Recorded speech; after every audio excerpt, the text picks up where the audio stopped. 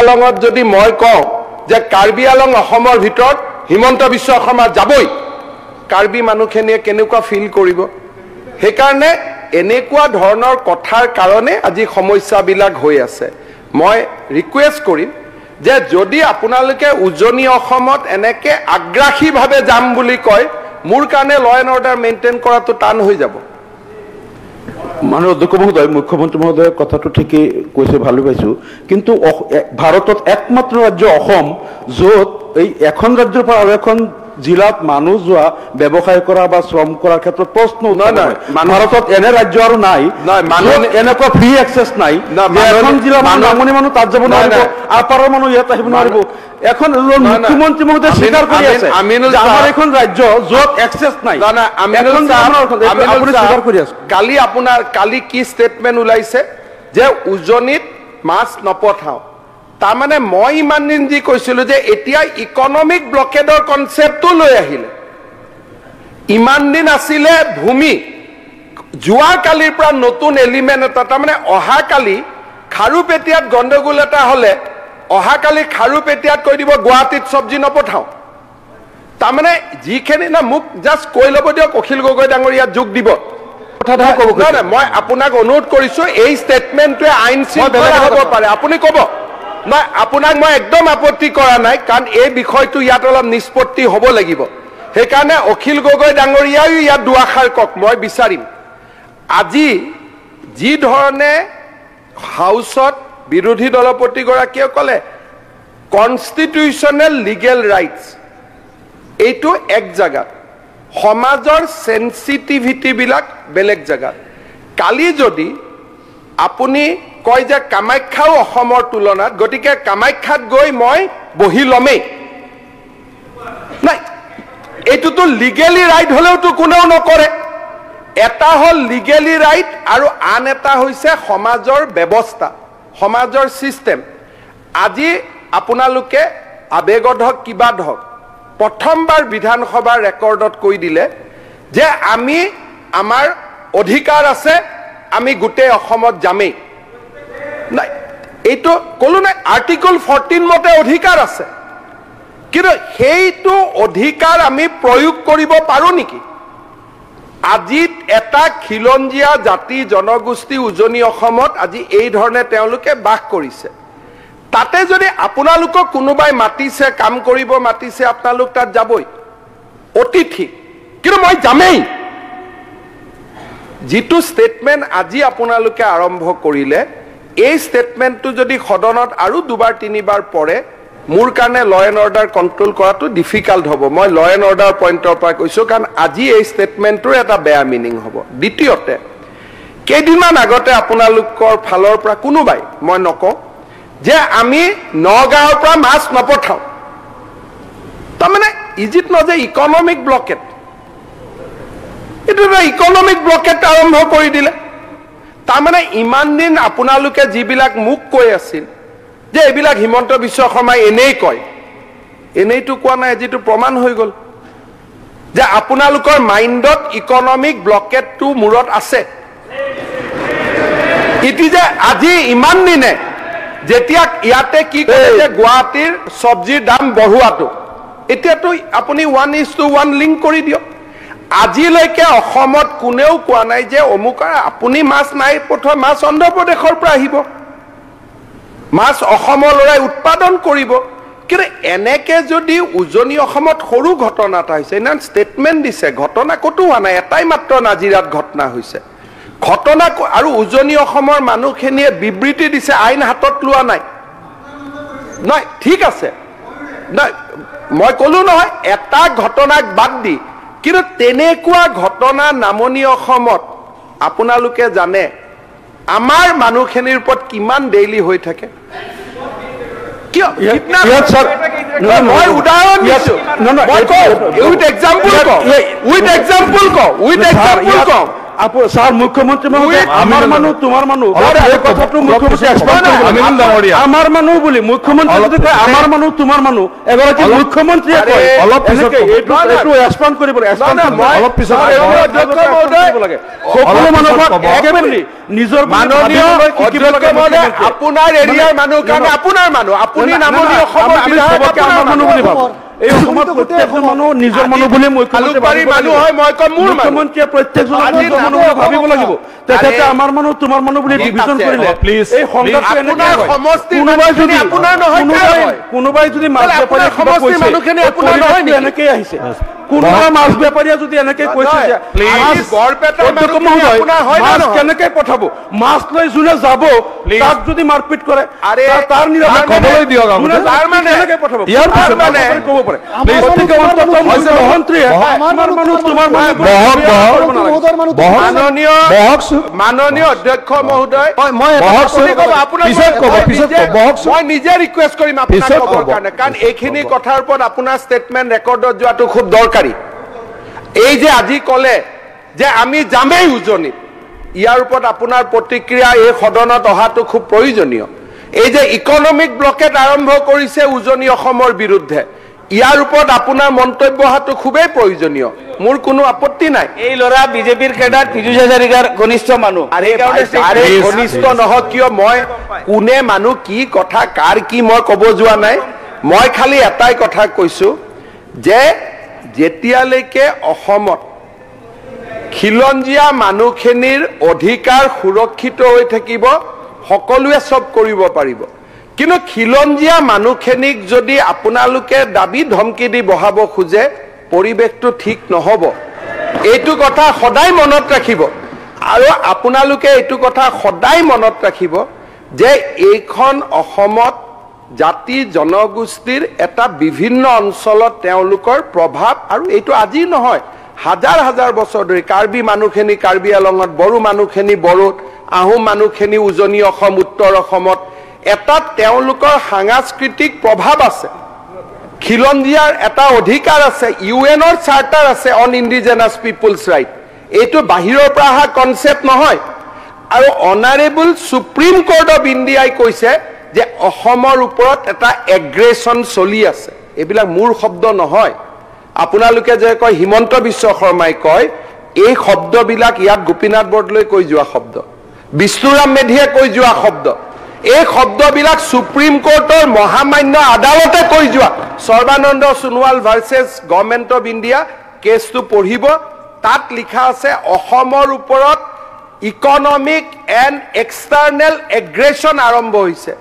Because of the population ডিছবেলেঞ্চ এইবিলাক মোৰ শব্দ নহয় এইকাৰণেতো মই হাউচক কওঁ যে কেতিয়াবা হিমন্ত বিশ্ব শৰ্মাৰ শব্দ নে এইবোৰ বিষ্ণুৰাম মেধিৰ শব্দ মোৰ শব্দ নে গোপীনাথ বৰদলৈৰ শব্দ মোৰ শব্দ নে অনাৰেবল সুপ্ৰিম কোৰ্টৰ শব্দ আপোনালোকে এক্সামিন কৰি ল'ব আজি হাউচত যিটো ঘটনা হ'ল মই তেতিয়া উত্তৰ দিব পৰা নাই মই দুই তিনিটা কথা কৈ যাব কেইটামান ডাটা দিব খুজিছোঁ ধৰ্ষণৰ কথাটো ওলালে যোৱা 22 আগষ্টৰ পৰা হোৱা কেইটামান কথা আপোনালোকক কৈছোঁ দায়িত্বৰ কথা কৈছোঁ ইয়াত মই কাকো অভিযোগ কৰিব খোজা নাই ধৰ্ষণ হত্যা সামাজিক অপৰাধ সমাজে মাত মাতিব লাগিব ক্ৰাইমৰ পেটাৰ্ণটো চাওক তাত মই সব মানুহৰ নাম কম স্যার 22 আগষ্ট কি হৈছে এক মিনিট আপুনি শুনি লওক স্যার আমি পিছত কব ডাঙৰীয়া আপুনি শুনি লওক আপোনাৰ বহুত শুনা আপুনি আরে আপনি বহক এটা বাক্য কম আরে পিছত কবা বহক আপোনাক কম স্যার পিছত কবা আরে পিছত কবা আপোনাক এটা বাক্য না না পিছত কবা নহয় স্যার স্যার এটা ৰেকৰ্ডত না যাব অখিল গগৈ আপোনাক এটা বাক্য কৈছো অখিল গগৈ ৰেকৰ্ডত না যাব নহয় স্যাৰ অফ কৰি দে আপনি পিছত কম না নহয় নহয় বেলেগ এটা বিজনেছৰ নহয় ইয়াৰ পৰা সমাজত ঘটনা ঘটিব পাৰে নহয় নহয় আপুনিও ক'ব আৰে মন্ত্ৰী হলে আপনি ক'ব পাৰিব কি কৰিব জবাব আপুনি লুঙিখন পিন্ধি লওক অধ্যক্ষ মহোদয় নহয় নহয় আপুনি ক'ব না আৰে শিৱসাগৰৰ কথা কৈ আছো আপুনি কিয় বেয়া পাই আছে বহক অধ্যক্ষ মহোদয় 22 তাৰিখৰ পৰা হোৱা ঘটনা মই হিন্দু মুছলমান নিৰ্বিশেষে কম আৰে প্লিজ এক মিনিট প্লিজ জ্বলাব খোজা নাই, শুনি লওক। এনেকুৱা ব্যৱহাৰ নকৰিব আপুনি Please. অকল গগৈ লুঙিখন পিন্ধি লওক, লুঙিখন আপুনি লুঙিখন পিন্ধি ল'লে গোটেইখিনি সম্পূৰ্ণ হৈ যাব। এই ঘটনা Please. চৰকাৰে কিন্তু বহুত উচতনি দিছে। নাই, নাই, যিটো ঘটনা আপুনি মানে অসমত হ'ল, মুখ্যমন্ত্ৰী ডাঙৰে আমাৰ কৈ আছে বহুত কম। ইয়াৰ পিছত চৰকাৰে হ'ব উচতাই আপোনালোকে অসমখনত বহুত ক্ষতি কৰিছে। অধ্যক্ষ মহোদয়, যোৱাকালিৰ please. পৰা ইভেন অখিল গগৈ ডাঙৰীয়াই মোক সমালোচনা কৰি আছে যে ২৭টা সংগঠনৰ পৰা আপুনি কিয় আণ্ডাৰটেকিং লৈছে। উঠাই লৈছো ৰ'ব।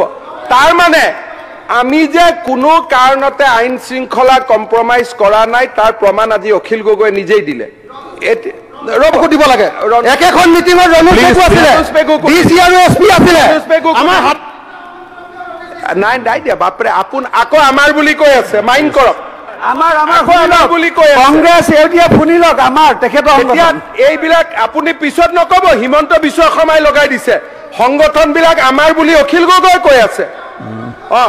তাৰ মানে এই ৰ'ব দি দিম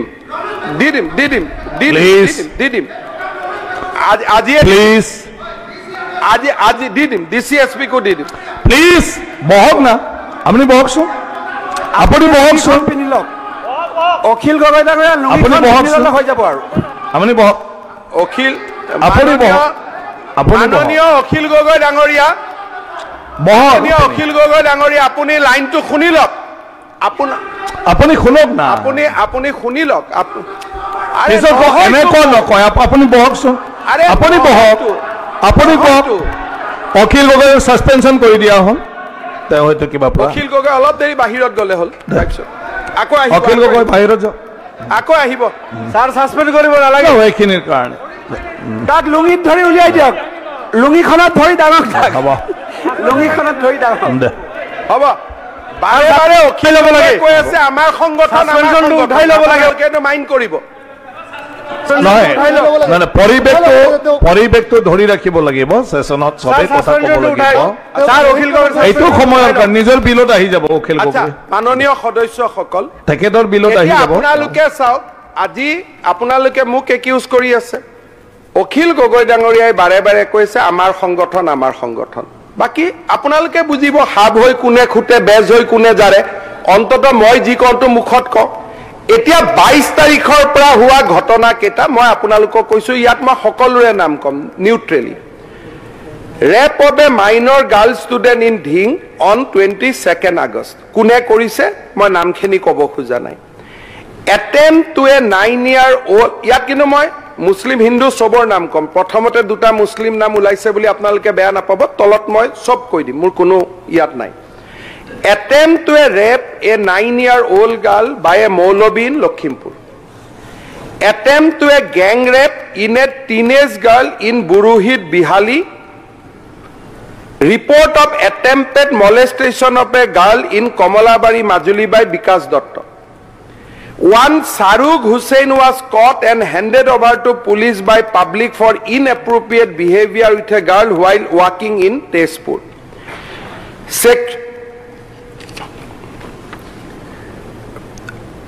Sexual harassment by a student of maths teacher in Hojai, accused handed over to police. A2. Attempt to a rape a class 7 student by a religious teacher in Bipuria. Sexual harassment of a daughter-in-law, father-in-law. Sexual harassment of 2 Assamese girls by VDP President Johiruddin. Attempt to kidnap Assam University girl by e-rickshaw driver Bodorul Jaman. মই আগৰ বিকাশ দত্তটো কৈছো, বিকাশ দত্তও কৈছো, মই বিকাশ দত্তৰ নামটো কৈছো, মই বিকাশ দত্তৰ নামটো কৈছো, মই এনেকুৱা কোৱা নাই। মুছলিম নামটো কৈ গ'ল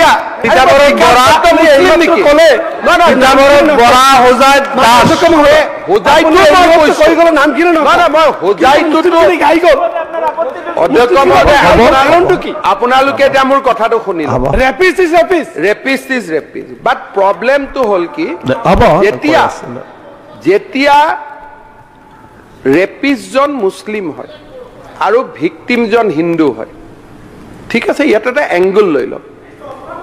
নহয় আঁতৰাব নালাগে, ইয়াত আমিনুল চাহাব আমিনুল সাহেব কথাটো শুনি লওক আপোনালোকে অকণমান শুনিলে আমাৰ বেদনাখিনি বুজি পাব তাৰ পিছত আমি প্ৰত্যেকজন ৰেপিষ্টৰ প্ৰতি আমাৰ সহমৰ্মিত আমিনুল সাহেব বেদনাটো বুজি প্ৰত্যেকজন ৰেপ হোৱা ব্যক্তিৰ প্ৰতি আমাৰ সহমৰ্মিত বেদনাটো বুজি পাওক আপোনালোকে মই ইয়াত এটা সৰু কথা বেদনাবোৰ নুবুজিলে আপোনালোকে কেতিয়াও ঔষধ দিব নোৱাৰে এতিয়া এই ঘটনাবিলাক আমাৰ সমাজত ৰেপ মলেষ্টেশ্যন এনেকুৱা ধৰণৰ ঘটনা ঘটে কিন্তু ইয়াৰ ফলত কি হয় আজি আপোনালোকে জানে যে ঢিঙৰ দৰে চহৰত এসময়ত গোটেই এৰিয়াটোত আমাৰ হিন্দু মানুহখিনি আছিলে ক্ৰাইম যেতিয়া আৰম্ভ হয় তেতিয়া মানুহখিনিৰ পলায়ন আৰম্ভ হয় আপোনালোকে মানুহখিনিক আশ্বাস দিব লাগিব নে নাই আজি ঢিঙৰ বিধায়ক কোন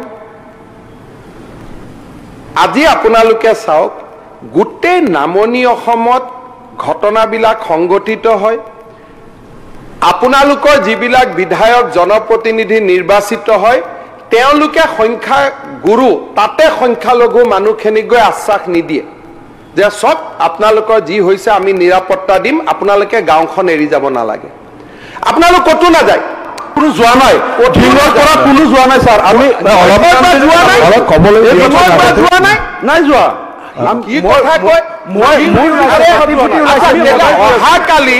অহাকালি মই ঢিঙত পপুলেশ্যন কিমান চেঞ্জ হৈছে হিন্দু মুছলমান 1951 পৰা কিমান পৰিৱৰ্তন হৈছে মই আপোনাক অহাকালি ব্যক্তিগতভাৱে ডেটাটো দি দিম কাৰণ ইয়াত প্ৰভোগ কৰা বুলি ক'ব প্ৰত্যেকটো ক্ৰাইমৰ পিছত মানুহৰ পলায়ন হয় যেতিয়া পলায়ন হয় মানুহৰ মনত পুঞ্জীভূত ক্ষোভ হয় যদি আজি কেইদিনমান আগতে বৰপেটাত শ্মশানত আহি তলা মাৰি দিয়া হ'ল বিধায়ক কোন ৰফিকুল জামান সাহেব আপোনালোকে ক'লে যে হিন্দু মুছলমান একো নাই সকলোৰে কাৰণে এমএলএ সকলোৰ কাৰণে মুখ্যমন্ত্ৰী এতিয়া মোক কওক সেই ক্ৰাইম সিন মুখ্যমন্ত্ৰী মহোদয় মোৰ সমস্যা হোৱা নাই তেনেকুৱা মোৰ জনিয়া খুব ভালে আছে জনিয়া সত্ৰ জনিয়াৰ মানুহ কোনো অহা নাই ঠিক ঠাকে আছে মই জানো জনিয়াত কি আছে কেইটামানহে আছে গৈ আৰু আগৰ পৰাই কেইটামানে আছিল 51ত কেইটামানে আছিলে বিলকুল কেইটামানে আছিল 51ত কেইটামানে আছিল ঠিক আছে আপোনালোকে যেতিয়া ইমানখিনিলৈকে কৈ আছে বৰপেটা জিলাত 70-30 পৰা আজি আমি 30-70 হলো নহয় জিলাখন কালি মই ডেটা দি দিম পাৰ পুলিং বুথ মই ডেটা দি দিম এতিয়া যেতিয়া সংখ্যা গুৰু নামনিত সংখ্যালঘু সেই অঞ্চলবিলাকত যেতিয়া ক্ৰাইম হয় ৰেপ হয় ধৰ্ষণ হয় কিবা ঘটনা হয় মানুহখিনিৰ মনত যেতিয়া ইনচিকিউৰিটি হয় তেতিয়া বিধায়কসকল তাত যায় নে নাযায় মই মনোৰঞ্জন তালুকদাৰ কথাটো বাদ দিলো তেখেত স্যাৰ মই যাই না না এটা কথা মই স্পষ্ট কৰিব বিচাৰিছো মানে মুখ্যমন্ত্ৰী মহোদয় ঢিঙত যেটো পৰিয়ালৰ ভিকটিম কিশোৰীগৰাকীৰ পেহী আমাৰ ইউডিএফৰ ওয়াৰ্কাৰ আমাৰ মানে তেওঁলোকৰ পৰিয়ালৰ লগত আগৰ পৰা মোৰ ভাল আমাৰ ইউডিএফৰ ওয়াৰ্কাৰ তাই পেহী আমাৰ দলৰ কাম কৰে আৰু লগতে মই নিজে এই পৰিয়ালটোক লগ ধৰি কিশোৰীগৰাকীক মই মুখ্যমন্ত্ৰী মহোদয় অৱগতিৰ কাৰণে কৈ আছো 1 মিনিট মই তাত গৈ মই সিদিনা 1 ঘণ্টা কথা পাতিলো মই কৈছো কিশোৰীগৰাকীক যে মা তুমি চিন্তা নকৰিবা তোমাৰ লগত আমি সকলো আছো আৰু এটা কথা যে মই কৈছো ছোৱালী মোৰ হওক আপোনাৰ হওক তেওঁৰ হওক ছোৱালী নাৰী জাতিৰ আমি সন্মান ৰাখিব লাগিব মোৰ আপোনাৰ হিন্দু মুছলিম বুলি কথা নাই তেওঁৰ পৰিয়াল আপুনি খুজি চাব পৰিয়ালক 1 ঘণ্টা মই কথা পাতি তেওঁলোক আৰু তেওঁলোকে কৈছে আমি কাম কৰিম মই বুজিলো মই আমি নাযাওঁ বুলি নকব মই আপোনালোকক সমাধানটো দি আছো আজি বৰপেটা ধুবুৰীত হিন্দু মানুহৰ ওপৰত অত্যাচাৰ হলে তাৰ যদি মেজৰিটি সেকশনটোৱে গৈ মানুহখিনিক প্ৰটেকশন দিয়ে তেতিয়ালে আমি যোৱাৰ প্ৰয়োজনে নাথাকে আজি যোৱা 4 মাহত ধুবুৰী বৰপেটা জিলাত যিমানটা এনেকুৱা ঘটনা সংগঠিত হৈছে জয়ন্ত মল্ল বৰুৱাক মই পঠাইছো কিন্তু বিধায়কটো যোৱা নাই তাতে জয়ন্ত মল্ল বৰুৱাক মই পঠাইছো স্থানীয় বিধায়কটো যোৱা নাই আজি খবৰ কৰক মই গাঁৱৰ নাম কিবা কৈ পৰিৱেশটো বেয়া কৰিব খোজা নাই আপোনালোকে কৈছে মুখ্যমন্ত্ৰীয়ে সাইড লয় ছাইড কোনে লৈ আছে, ছাইড কোনে খেলি আছে? আজি যদি আপোনালোকে হিন্দু মানুহখিনিৰ প্ৰতি সহনশীল হয়, নামনিত, মধ্য অসমত, উত্তৰ অসমত, ঘটনাটো নহয়। আজি এটা সমাজত যেতিয়াই যেতিয়াই এই ৰেপ কেছবিলাক হয়, বিশেষকৈ হিন্দু ছোৱালীৰ ওপৰত মুছলমানৰ দ্বাৰা, আৰু হিন্দু ল'ৰাৰ দ্বাৰা মুছলমান ছোৱালীৰ হয়, তেতিয়া যদি মুছলমান উকিলবিলাকে কৈ দিয়ে যে আমি এই কেছ নলওঁ, আজি সমাজত সমস্যা কেনেকৈ আহিব? আজি যেতিয়া মুছলমান একিউজড হয়, হিন্দু ভিক্টিম হয়, তেতিয়া সেই উকিলসকলে যদি মুছলিম উকিলসকলে বৰপেটা বঙাইগাঁৱত কৈ দিয়ে যে ভাই তুমি এই কেছটোত মই তোমালোকৰ হৈ থিয় নহওঁ, কাৰণ এই কেছটোত থিয় হ'লে মানুহে ভাবিব যে আমি কমিউনিটিটোৱে তোমাক ছাপোৰ্ট কৰিছোঁ।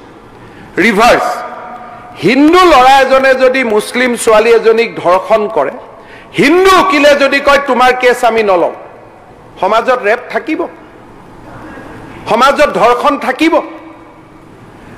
আজি কংগ্ৰেছ দলৰ সদস্যসকলে, আপোনালোক বহি আছে, মই শুনিব একো ধৈৰ্য নাই।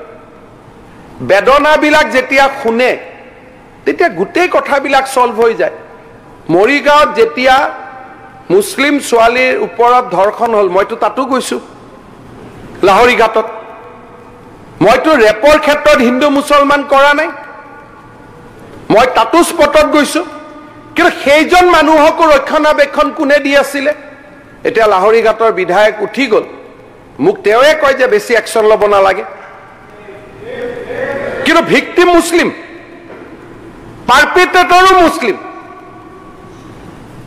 আজি হাউচৰ পৰা এটা মেছেজ দিয়ক, তেওঁলোকেতো ভাল কথা শুনাৰ মতলবে নাছিলে, আজি আহিছিলে পোষ্টাৰ টোষ্টাৰ লৈ, যে আমাৰ যিকোনো ৰেপ কেছত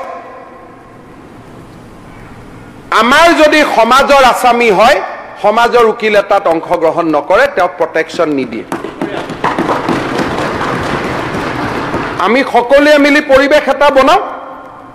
আজি ধিঙৰ অভিযুক্ত যি দুজন যেতিয়া ধৰাত পৰিব, তেওঁৰ কেছ হিন্দুৱে লওক, হিন্দু এডভোকেটে লওক, কিন্তু নগাঁৱৰ মুছলমান বাৰে কওক যে এইটো আমি নলওঁ, কাৰণ এইখন শংকৰদেৱৰ স্থান, আজান ফকীৰৰ স্থান, আমি ইয়াত সামাজিক সমৰসতাটো আমি জীয়াই ৰাখিম। হিন্দু উকিলে লওক, কিন্তু আমি কেছ নলওঁ। প্ৰটেকশ্যন নাপালে হ'ব। আৰু যেতিয়া এনেকুৱা ভিক্টিমত অতিষ্ঠ হৈ বৰপেটা আদিৰ পৰা মানুহ গাঁৱৰ পৰা ওলাই আহিব খোজে, আপোনালোকে গৈ প্ৰটেকশ্যন দিয়া আৰম্ভ কৰক, যে গাঁও ত্যাগ নকৰিব, আমি আপোনালোকৰ লগত আছো। কাৰণ তাত প্ৰটেকশ্যন দিব পৰা ক্ষমতা আজি মোৰো নাই। কোনে ক্ষমতা দিব লাগিব? আপোনালোকে দায়িত্ব দিব লাগিব। আপোনালোকে ভাবে যে উজনিত যোৱা ব্যৱসায়ীখিনিক প্ৰটেকশ্যন হিমন্ত বিশ্ব শৰ্মাই দিব লাগে, কিন্তু বৰপেটা ধুবুৰীত সদায় অত্যাচাৰৰ সন্মুখীন হৈ থকা হিন্দু মানুহখিনিকো সুৰক্ষা আপোনালোকে দিব লাগিব নে নাই? লাগিব নে নাই? মই খালি সুধিছো, মই একো প্ৰশ্ন সোধা নাই। লাগিব নে নাই? অত্যাচাৰ হোৱা নাই, মোৰ লগত লিষ্ট আছে। আপোনাৰ আজিও মই কওঁ, ক্ৰাইম ফিগাৰত আপোনালোকক মই এতিয়াও কওঁ যে মইতো আপোনালোকক খালি মই আহ্বানহে জনাইছো। এটা কথা কম, মই কৈছো যে আজি আপোনালোকে যদি এনেকুৱা এটা নেতৃত্ব লয় উজনিত, আপুনি নিৰাপত্তা নিজে নিজে পাব। আৰে এইটোতো এইবাৰ কবৰস্থানত জাগা নিদিলে, এইবাৰ কবৰস্থানত জাগা নিদিলে, নপৰিল, মাননীয় বন্ধ কৰিছে। আজি কবৰস্থানত আপোনালোকে গাঁৱৰ মানুহখিনিয়ে জানাজা দিয়া নাই, কিন্তু আপোনালোকে ষ্টেটমেণ্ট দি আছে পুখুৰীত কেনেকে পৰিলে। পুখুৰীত কেনেকে পৰিলে এইটো মই গম পাম নেকি? আপোনাৰ ইমান পুলিচ থাকোতে কেনেকে পৰিলে, কেনেকে পৰিলে মই কেনেকে জানো? আৰু কিবা কাৰণত মানুহ পুখুৰীয়ে নদীয়ে সাগৰে পৰে, সেইটো দায়িত্ব কি মুখ্যমন্ত্ৰীয়ে ল'ব নেকি? পুলিচে কাৰোবাক গুলিয়াব খুজিলে মই দায়িত্ব ল'ব পাৰো। মুখ্যমন্ত্ৰী মহোদয়, পুলিচ অলপ শক্তিশালী কৰক। হাত বন্ধা মানুহজন পুখুৰীত গৈ পৰে। হ'ব, এই বিষয়ে হৈছে ইমান দুৰ্বল নহয়। ৰফিকুল ছাৰ মই ইমান দুৰ্বল নহয় কেনেকে পৰিলে মইতো ষ্টেটমেণ্টটো লিখি আনিছিলো কোনেও নুশুনিলে মই কি কৰো এতিয়া মইতো এইটো ষ্টেটমেণ্ট লিখি আনিছিলো কেনেকে পুখুৰীত পৰিলে কোনেও নুশুনে হুলস্থুল কৰে নাই এতিয়া আৰু শুনিব খুজিলে ষ্টেটমেণ্টটো আপোনাক মই যিটো ষ্টেটমেণ্ট লিখি আনিছিলো কৰিবলৈ দিয়ক না আমিনুল ছাৰ এতিয়া এই ষ্টেটমেণ্টটোত কেনেকে পুখুৰীত পৰিলে এইটো লিখা আছে আপোনাক মই পাৰ কৰাই দিম আপোনালোকে পঢ়ি ল'ব কোনো আপত্তি নাই কিন্তু এটা কথা আপোনালোকক মই কলো যে আগ্ৰাসী নহব এই যে ৰফিকুল জামান সাহেবে আজি আমাৰ জনিয়া সমষ্টিৰ বিধায়কে কৈ দিলে যে আমি যামেই মই আপোনাক অনুৰোধ কৰিম এই মাননীয় মুখ্যমন্ত্ৰী মহোদয় মানে ভাৰতীয় নাগৰিক হিচাপে এখন জিলাৰ পৰা আন এখন জিলালৈকে যাব পাৰে আৰু এইখিনি আপুনি নিৰাপত্তা নিশ্চিত কৰিব নাযাব কাৰ্বি আংলঙত হিমন্ত বিশ্ব শৰ্মা গলেও মই মোক নিজে নিৰাপত্তা দিব নোৱাৰো যাব নাযাব একদম নাযাব কেনেকে এখন নাগৰিক আৰু এখন আপোনাৰ এখন কেনেকে এখন ডিষ্ট্ৰিক্টৰ মানুহ আন এখন ডিষ্ট্ৰিক্টত যাব নোৱাৰিব যদি দিল্লী মুখ্যমন্ত্ৰী আমাৰ মাননীয় অধ্যক্ষ যদি আপোনালোকে এনেকে মাননীয় মুখ্যমন্ত্ৰী মহোদয় কাৰ্বি আংলং বিটিআৰ উজনিত যদি এনেকে জেদ কৰি যাব খোজে জেদ কৰি নাযাব আপোনালোকক মই অনুৰোধ কৰিছো জেদ কৰি নাযাব আমিও অনুৰোধ কৰিছো আপুনি মুখ্যমন্ত্ৰী হিচাপে নিৰাপত্তা নিশ্চিত কৰক বিহাৰৰ মানুহ আহিব মাৰোৱাৰীও আহিব পাঞ্জাবীও আহিব গুজৰাটীও আহিব আছে অসমত আৰু অসমৰ এখন জিলাৰ মাননীয় মুখ্যমন্ত্ৰী মহোদয় আচ্ছা মই আপোনালোকক এক মিনিট প্লিজ শুনি লওক ছাৰ শুনক আপোনাৰ অসম যদি এখন জিলাৰ মানুহ আন এখন জিলালৈকে আপুনি এইখিনি নিৰাপত্তা আপুনি নিশ্চিত কৰিব আজিতো মই দেৱব্ৰত শইকীয়া বিৰোধী দলপতিক আচৰিত পালো তেওঁ নিজে নাজিৰা সমষ্টিৰ বিধায়ক আৰু তেওঁ কৈছে যে মানুহ উজনি অসমৰ পৰা মিয়া মুছলমান যাবই মিয়া মুছলমান শব্দটো কোৱা নাই উজনিৰ পৰা নামনিৰ পৰা যাবই আপোনালোকেও কৈছে যাবই এই সেনসিটিভ মুহূৰ্তত যদি হয়তো আপোনালোকক এটাই কথা কম যে য'ত অসমীয়া মানুহখিনিয়ে নিবিচাৰে তাত জোৰ কৰি নাযাব ছাৰ যদি যেতিয়া বিচাৰে তেতিয়া যাব য'ত এতিয়া চক গোটেই গুৱাহাটীৰ পাহাৰ বিলাকত উঠি গ'ল মাননীয় অধ্যক্ষ মহোদয় এতিয়া ফৰেষ্টত আমি আপোনালোকক বিচৰা নাই আপোনালোক জোৰ কৰি দিল্লীত ঘৰ বনাব পাৰে আমাৰ বিধায়ক মন্ত্ৰীসকল দিল্লীত মাটি কিনি ঘৰ পাতিব পাৰে এখন ৰাজ্যৰ পৰা আন এখন ৰাজ্যলৈ যাব পাৰে নিজৰ ৰাজ্যৰ এজন ব্যক্তি এখন জিলাৰ পৰা আন এখন জিলালৈকে যাব আপুনি নিৰাপত্তা নিশ্চিত কৰিব লাগিব মই আপোনালোকৰ মাননীয় মুখ্যমন্ত্ৰী আপোনালোকক কৈছো এইটো আপোনাৰ দায়িত্ব ছাৰ মই আকৌ এবাৰ আপোনালোকক কৈছো উজনি অসমৰ মানুহৰ ইচ্ছাৰ বিৰুদ্ধে যদি আপোনালোক জোৰ কৰি যায় তাত নিৰাপত্তা নহব এইটো মই আপোনালোকক কৈছো ইচ্ছা অনুসৰি যাওক নিৰাপত্তা হ'ব থেংক ইউ আমি ধন্যবাদ